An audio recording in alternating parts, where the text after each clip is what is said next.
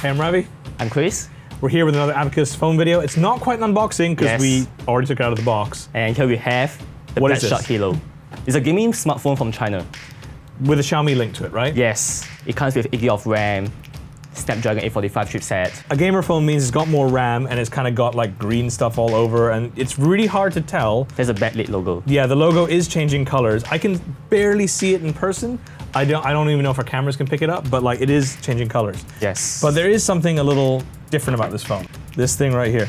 It's a controller for this phone, but we got to put it in the case to put it on. So it's like the Nintendo Switch, and it's got an extra controller that snaps onto it, but it doesn't snap onto it as easy as the Switch. Yes. Why don't you put it together, because I'm going to do a terrible job with that.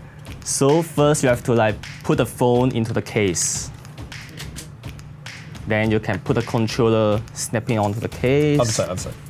Is it this side? Yeah, that side. Okay, so it works like this. So it's a bit funny because it doesn't have that nice smooth action of the Switch, because there's no actual buttons or like connectors in here. It's just kind of like, it's just a holder.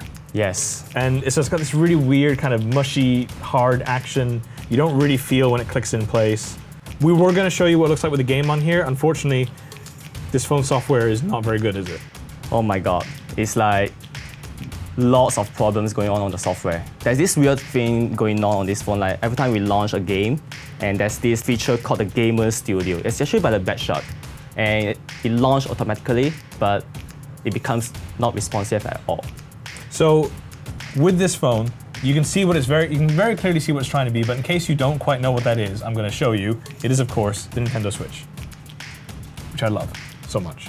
And you can see what they're trying to do. They're trying to get the whole screen detachable controllers thing. Of course, the Switch actually does run Android, but these two things are very different. Let's take them out. Yes.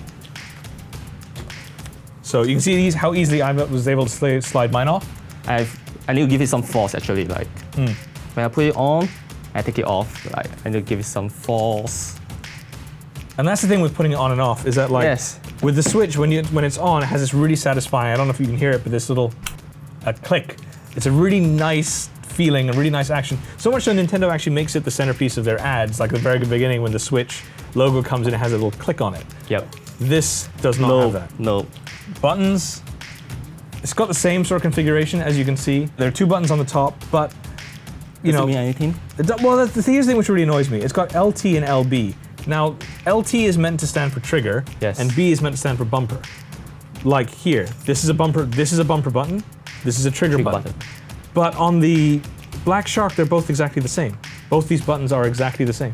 They don't actually, there's no difference between them. So the designation's a bit weird, a bit odd. But more important than that, I think that's annoying, to be clear. Yes. More important than that, the build quality is terrible. Like the stick, you can see using these two sticks, this stick has no resistance to it. Yes. This stick has a nice little solid action. It just doesn't feel good at all. The buttons are mushy on the Black Shark. The buttons are like nice and stiff and have good response here. Same with the triggers, and actually the triggers are the best feeling buttons on the Black Shark by far. Yes. Oh, here's the thing though, it did work in honor, we finally did get it to work, in honor of Kings.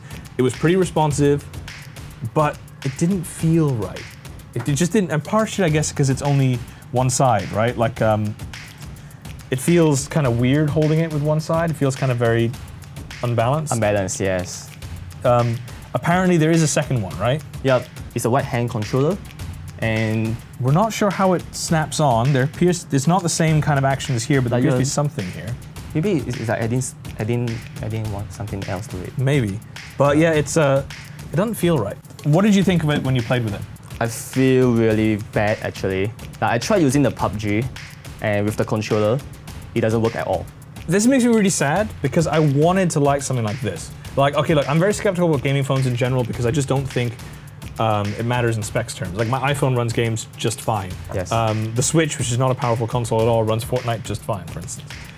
So I don't care about the specs, but the controller I think is really interesting. And the idea of having that controller in something which, I don't like touchscreen controls. I'm a console gamer. I like hard, real controls. Having a controller is a really good thing. I would definitely play with a controller. I don't want to play with this controller at all. I don't want to touch that controller. I don't want to go anywhere near that controller. I'm gonna just keep my Switch. The idea is good, but it just doesn't work well. So, you can play with this phone all you want. You can keep testing it. I'm gonna go play Pokemon. So that's it for us. We'll keep testing this phone. We'll keep testing more phones and bring them to you. I'm Ravi. I'm Chris. See you guys next time. Thanks for watching.